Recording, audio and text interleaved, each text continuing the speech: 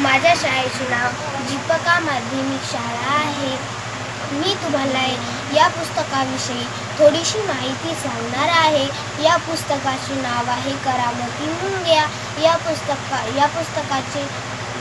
पुस्तकाची किंमत आहे 100 रुपये. तर चला सुरू करूया. जंगलाच्या मध्यभागी एक तळे होते. ते तळे इतके छान होते की त्या तळ्यामध्ये इतके छान छान पांढऱ्या रंगाचे कमळाचे फुलं येत असे आणि छोटी छोटी वनस्पती सुद्धा असे.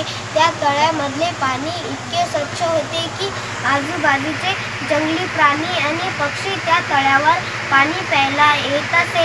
त्या तळ्याच्या आजूबाजूला मोठाले झाडे असे, म्हणून पक्षी त्या झाडावर जाऊन आपले घोंसले बनवत असे.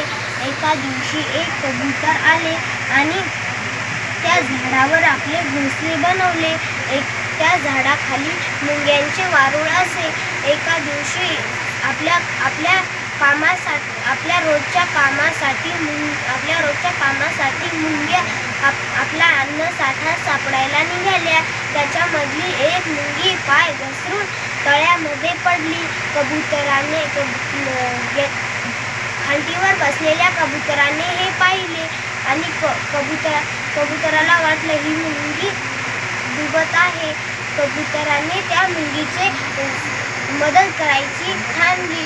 त्या कबुतराने आपल्या फांदीवरचे एका फांदीचं पान तोडलं आणि तळ्यामध्ये टाकले, पण ते मुंगीच्या लांब जाऊन पडले.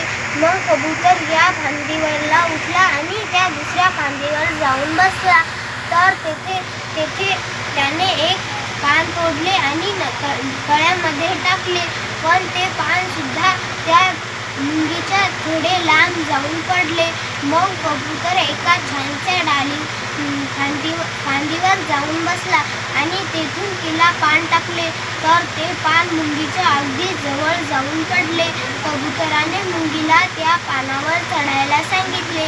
मुंगी त्या पानावर चढली आणि रंगत नदीच्या काठी जाऊन पोहोचली.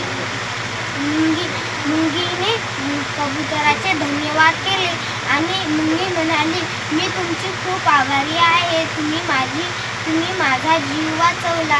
मी तुमची एका दिवशी मदत करेन. कबूतर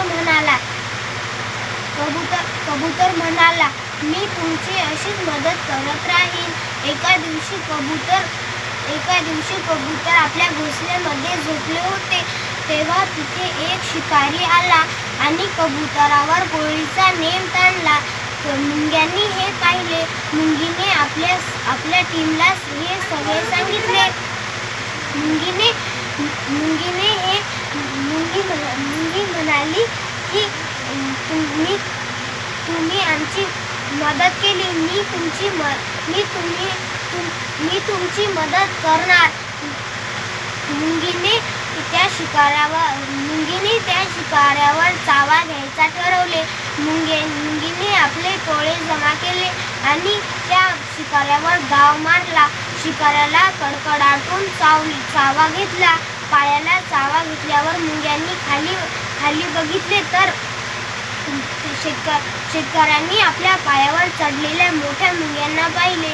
शिकारी घाबरला आणि जमिनीवर पडला. शिकाऱ्याने आपली बंदूक खाली ठेवली आणि तेथून फरार झाला. धन्यवाद.